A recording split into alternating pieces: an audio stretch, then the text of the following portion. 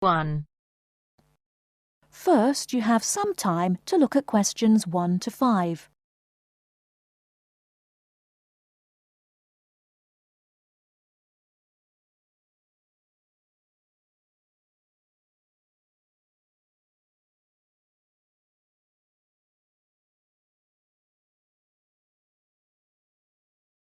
Now we shall begin. You should answer the questions as you listen, because you will not hear the recording a second time. Listen carefully and answer questions 1 to 5. Kingsbury College, can I help you? Oh, hello. I'm ringing to find out about one of your courses. Yes. Is that a daytime or an evening course? Evening. Right. I'll just get a few details from you, if I may. Fine. Could I have your full name, first of all? It's Peter Wright. That's W-R-I-G-H-T. OK. And I don't need to know your exact age, but can you tell me which of these age groups you belong to? 18 to 25, 26 to 35, 36 to 45, or over 45? 18 to 25. Fine. And do you have a job, or are you a full-time student? I'm an accountant. I just do courses in my spare time for interest. OK. Right. And your address, Mr. Wright? It's 11 Forest Road. Forest? Yes. Is that in Kingsbury? Yes, it is. I'm just down the road here. And do you have a phone number? It's 992-471. That's my home number. I haven't got a work number. That's fine. We probably won't need it. Before you hear the rest of the conversation, you have some time to look at questions 6 to 10.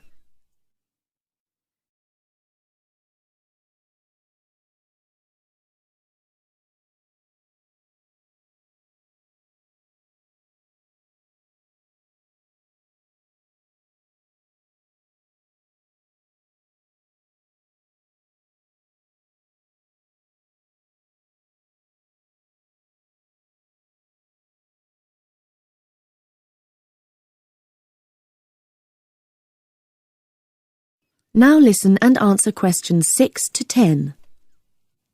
Now, you want to register for a course. Yes, cookery. Do you happen to know the exact title of the course? We've got Thai cookery on Wednesdays, or Mexican cookery on Fridays, or... Mexican. I'd like to do both, but I'm busy on Wednesdays. OK.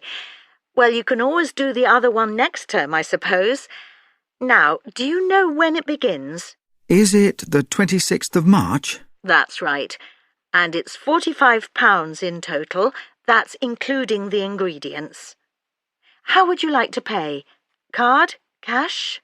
Can I send a cheque? You can, yes, as long as it arrives at least 1 week before the start of the course. OK. And I'll just give you a reference number, if you could make a note of it and write it on the back. Yes? It's CZ943. Yes, got that. Good. Well, there's just one last question. Do you have any special requirements that I should make a note of? Yes, there is one thing. I use a wheelchair. Right, so you need to have access for that. OK. Don't worry, your room is on the ground floor and I'll make sure there are no steps involved. We can always put a ramp in. Thanks. So, we look forward to seeing you on the 26th of March. That is the end of part 1. You now have half a minute to check your answers.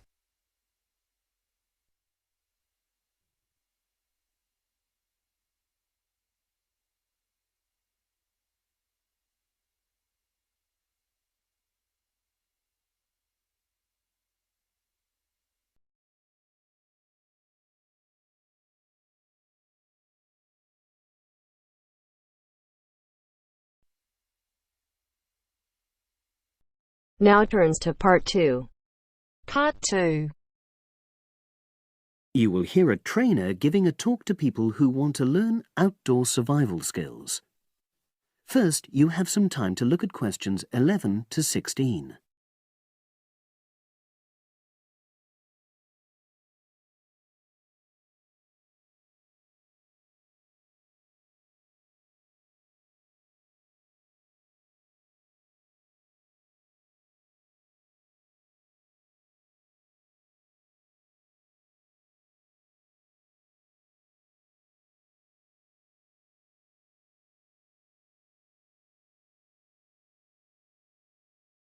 Now listen and answer questions 11 to 16. Good morning, everyone, and welcome to our outdoor survival program. As you know, this week you'll be learning some of the basic information and skills you need to look after yourself independently in the outdoors. These first 2 days will be based here in the classroom, and then we'll be taking a camping trip to put into practice some of the things you've learned. I'm going to start off with the topic of food. And to start with, I'll describe just 2 methods which we'll be putting into practice at our camp, and which make use of natural resources: the steam pit and the bamboo pot. I've got 2 posters here to make things clearer, and I'll start with the steam pit here. To make this, you'll need some dry sticks, some grass, some loose earth, and some stones. And for this week only, some matches. The first thing you do is to dig a shallow pit in the place you've chosen to do your cooking. Let's say about 25 centimeters deep and 30 centimeters wide. Your sticks have to be a bit wider than the pit because you have to put a line of them along the top from one end of the pit to the other. Before setting light to these, you take some large stones and arrange them on top. Then you start the fire and wait till the wooden platform burns through and the stones fall into the pit. At this point, brush away any pieces of hot ash from the stones. You can use a handful of grass, and then take another stick and push it down into the center of the pit, between the stones. After that, you cover the whole pit with a thick layer of grass. And then you can put your food on it, wrapped in more pieces of grass, like parcels. Finally, cover the whole thing with earth. You have to pat it firmly to seal the pit. Then all you have to do is take the stick out and pour a bit of water into the opening that it leaves. It should take about 4 hours for your food to cook, as it cooks slowly in the steam that's created inside the pit. Now you have some time to look at questions 17 to 20.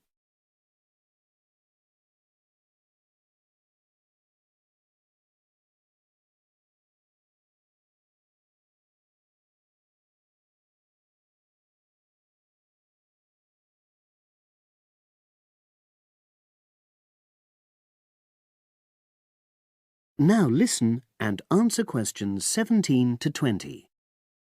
So, simple but effective.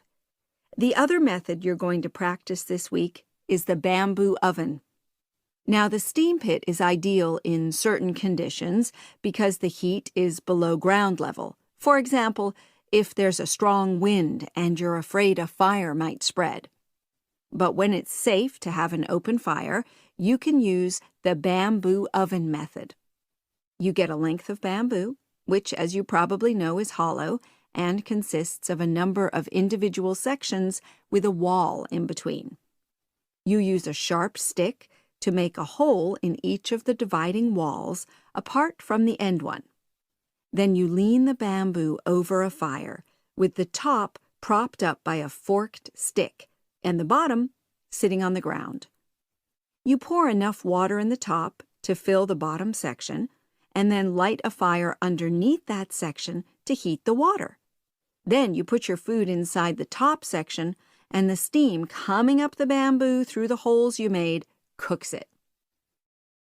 I'm going to move on now to food itself and talk about some of the wild plants you might cook. I'm going to begin with fungi. That's mushrooms and toadstools. I'm sure you'll be aware that some of these are edible and they're delicious, but some of them are highly poisonous. Now, whether they're poisonous or not, all fungi that you find in the wild should be cooked before eating, because that helps to destroy any compounds in them that might be mildly toxic. But be aware that any amount of cooking won't make poisonous varieties any safer to eat. Unless you can definitely identify a fungus, you should never eat it. It's not worth the risk. And you need to be really sure, because some fungi that are poisonous are very similar in appearance to certain edible varieties. They can easily be mistaken for each other. So, having said all that, fungi are delicious when they're freshly picked, and although they are only moderately nutritious, they do contain minerals which the body needs. I'll move on now to leafy plants, which are generally... That is the end of part 2. You now have half a minute to check your answers.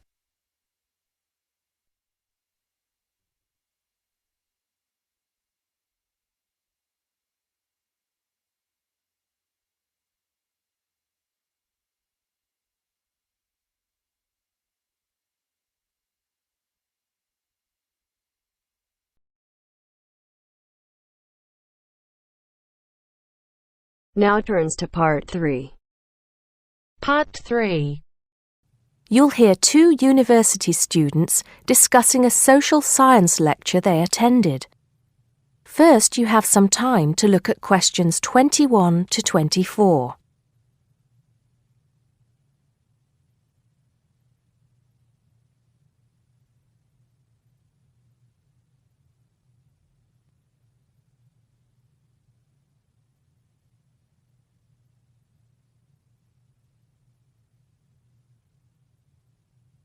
Now listen carefully and answer questions 21 to 24.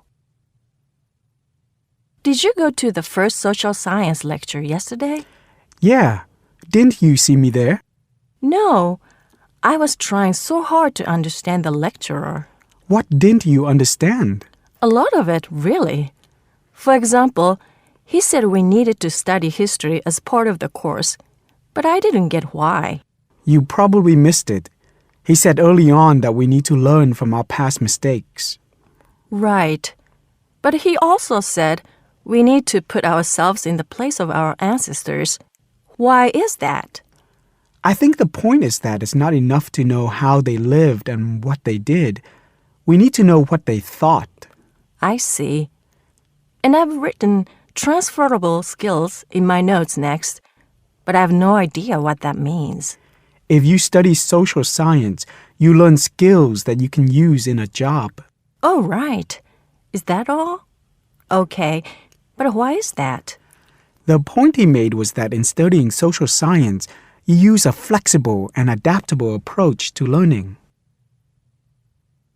Before you hear the rest of the conversation, you have some time to look at questions 25 to 30.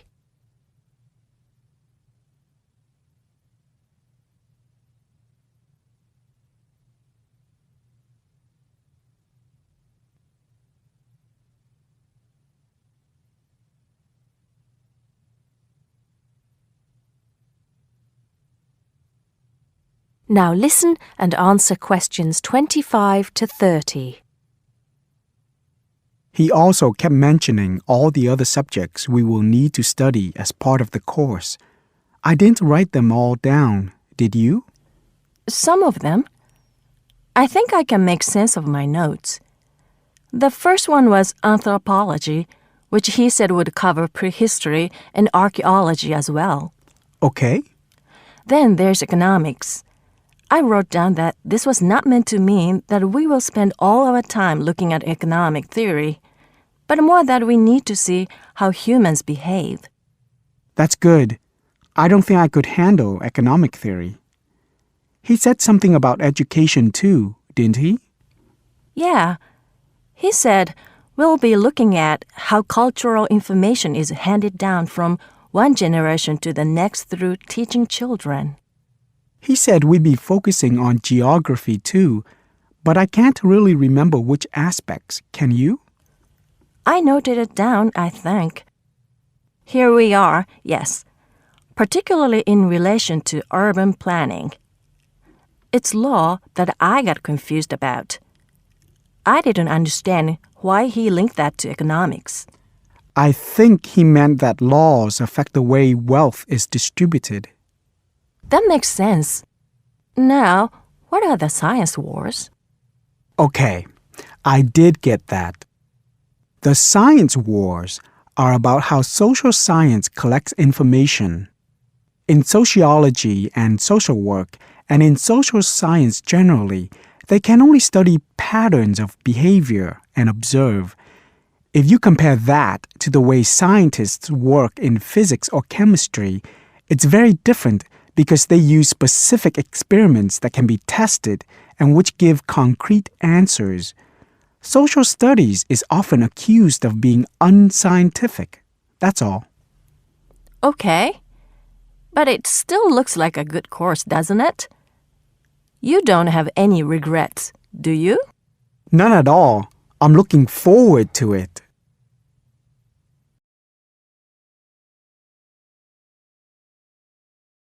That is the end of part 3. You now have half a minute to check your answers.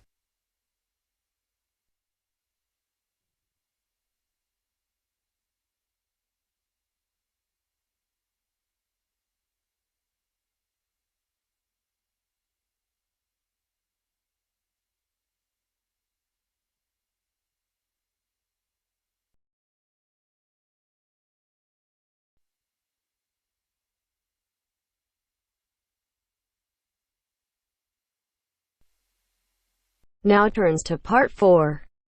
Part 4. This is Jane Frost with this morning's edition of Wake Up with Frost. First, you have some time to look at questions 31 to 40.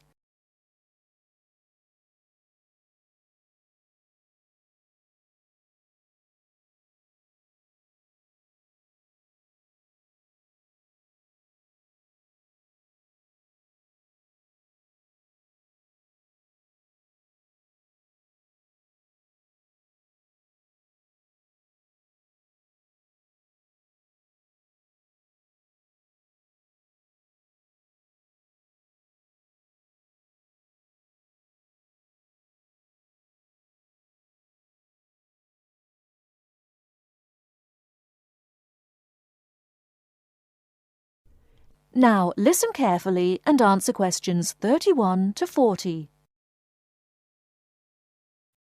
Good morning. This is Jane Frost with this morning's edition of Wake Up with Frost.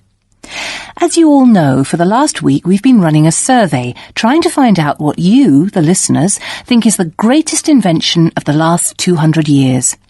The response has been amazing, double the amount we had last year, so thanks to all of you for taking part. We've had about 2,000 responses online and about the same on our phone lines. The lines are now closed, and this morning I can announce what the results were. So, here it is. You, the listeners, have chosen as the greatest technological invention of the past 200 years, and let me not forget to mention that 65% of you voted for this, it's the bicycle. Yes, the bicycle, first invented in 1818, and, would you believe it, the first bicycle was made of wood. The second bicycle had iron wheels. I cannot imagine what that must have been like to ride. It would have kept you fit at any rate. But for me, the best thing about the bicycle was what it did for women's rights. Yes, in the 1890s, it was the bicycle that meant women could change their clothing, start wearing trousers or pantaloons as they were known. Before then, women's clothes had been really uncomfortable, and I'd imagine quite difficult to breathe in. So, thanks to the ordinary bicycle, it was not only the man who wore the trousers in a home. Instead, women could now feel far more equal to their male contemporaries. And I'm sure you'll agree, the bicycle is a great way to get regular exercise, and of course, it's much better for the environment. And today, over 1 billion people all over the world ride bicycles, and for some, it's their only means of getting around from A to B. So, to all you bicycle riders out there, keep up the good work. Coming in a close second with 42% is the computer. I found out something interesting about the computer, which is that really, this word first meant someone who did mathematical calculations. Of course, today, with the development of the personal computer, computers are being used for everything from home use to business and even digital photography. I don't know about you, but I can't imagine life without a computer now. I guess closely related to the computer is the internet, and this got 12% of your votes. Maybe, like myself, many of you might think of the internet as being the World Wide Web, but actually the web is only one part of the internet. The internet began as part of the United States military network, but it later began to be used by businesses and academic institutions. Of course, today, the internet has so many uses. We use it for shopping online and entertainment, as well as to find information and send emails. But sadly, there is a darker side to the internet, and some of you have sent me emails about this. Finally, with 5% of your votes, is the radio. We think the radio was invented by Marconi in 1896, and he opened his first radio or wireless factory in the United Kingdom in 1898. In 1906, a man called Reginald Fessenden gave the first radio broadcast from Massachusetts. Ships could hear him at sea, and apparently he played the violin. As yet, listeners, I've spared you from having to listen to my guitar playing. But certainly radio is still important. Let's not forget that it was by radio that the Titanic sent signals to other ships. And with the popularity of TV today, I was secretly pleased so many of you had still placed importance on the radio. So, there you have it, the results of our survey. I think there are still important inventions that were not chosen but deserve a mention. Nuclear power and, of course, communications satellite, something which I am certain will continue to change the face of how we communicate with each other over both long and short distances. In fact, for me, the mobile phone is one of the greatest inventions of the last 200 years, if I think back to my first phone and then I look at what is happening now. Children born today will probably be more likely to have their first experience of the internet on a mobile phone screen rather than a computer monitor. Some of the new mobiles that are now being sold make it just as easy and as quick to find information on the web as on a computer. And let's not forget that mobiles now have digital cameras, word processing facilities, so you can type all your documents, and even personal organisers. I think it's quite possible that the mobile may even replace computers one day. That is the end of part 4. You now have half a minute to check your answers.